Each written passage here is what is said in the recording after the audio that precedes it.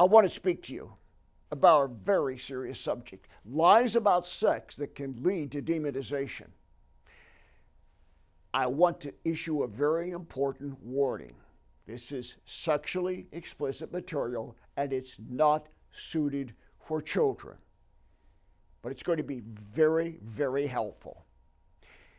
You may think that as an exorcist, I mostly deal with behavior associated with the New Age, addictions, demonic attacks, and spiritual rebellion, and that's true. These kinds of topics represent the majority of my ministry sessions, but it's not all that I do. I also spend time working with couples, praying to save their marriages in crisis. That's why Laura and I wrote the book, Set Your Family Free, subtitled Breaking Satan's Assignments Against Your Household.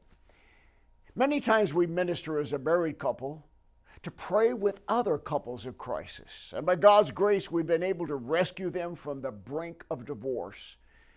Here are some important things that we have learned. As you might expect, demons play a major role in destroying marriages, especially the spirit of Jezebel. Please get my book on Jezebel, Defeating Your Number One Spiritual Enemy. Learn about this demon and understand how this evil spirit interferes in marriages. Most marriages in peril have neglectful behavior, generational curses, or one of the partners experiences demonic possession. Usually, the effect of evil spirits is aided by systemic behavioral problems in the relationship.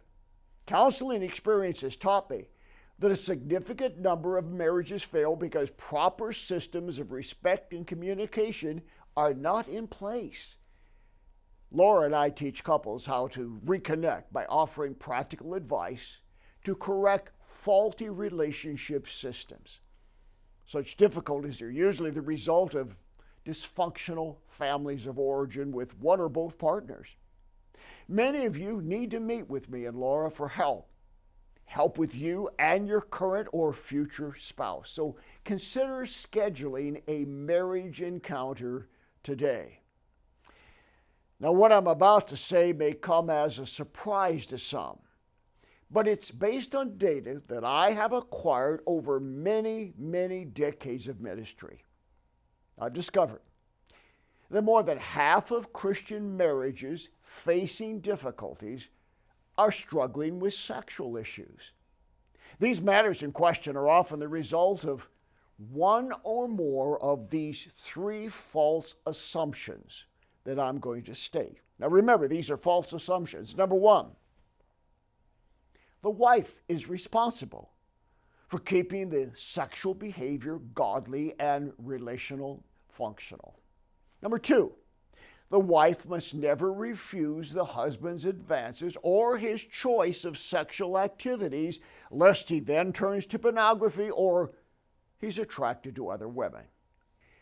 And the third false assumption is this: a wife's sexual pleasure is not as important as that of her husband, since men are more visual and physical about sex. Let me state clearly that all these assumptions are very damaging to a marriage.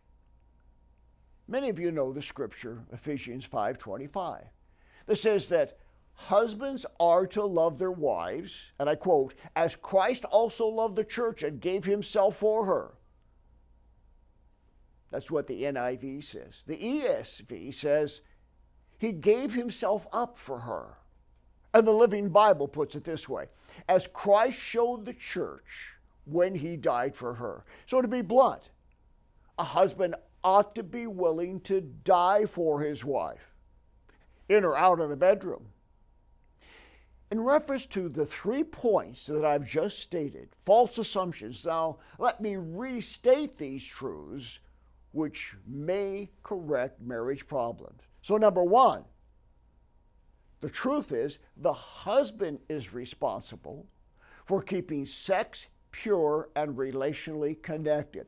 He should spend adequate time apart from sex seeking to bond with his wife and serve her needs. He should romance her, make her feel important, instead of making sex a performance for his personal pleasure. Remember the adage, sex begins in the kitchen.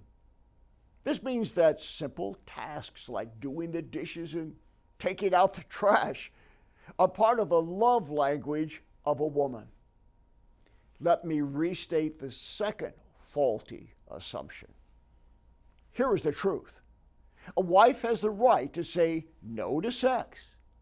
Sometimes a woman may not wish to engage in conjugation for any number of reasons, so long as she is not what the Bible calls defrauding the relationship. You can read about that in 1 Corinthians 7:5.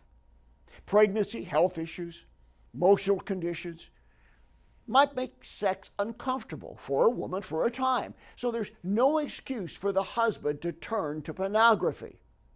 Counseling may be needed, but erotic visual stimulation on the internet, especially when both watch, that's not going to help. In fact, it can form a virtual soul tie of the person you're looking at, leading to demonization and Jezebel. Laura and I have helped many couples overcome an addiction to pornography. The third truth against these faulty assumptions is the sexual pleasure of a wife deserves equal attention. Satisfaction and emotional connection are just as important to a woman as it is for a man. As I stated earlier, the husband's responsibility is to give up himself for his wife. In fact, her pleasure should be more important than his. Proverbs 5:19. Read it. I'm not going to quote it here, but it's about mutual satisfaction, not masculine supremacy. This blog isn't the final word on sex and marriage. It's far too complex an issue to be reduced to a short commentary, but I pray that what I've shared shatters faulty assumptions. Failure to be sensitive to the truth about sex can lead to pornography, affairs, and emotional damage to the children who may sense the marital disconnect. The spirit of Jezebel must not become a third party to any marriage seeking to destroy a union solemnized in the eyes of God and man. Your financial support and prayers make it possible for us to bring hope for the hurting and freedom to those in spiritual bondage. For the latest information regarding ministry outreaches, go to boblarson.org or call 303-980-1511.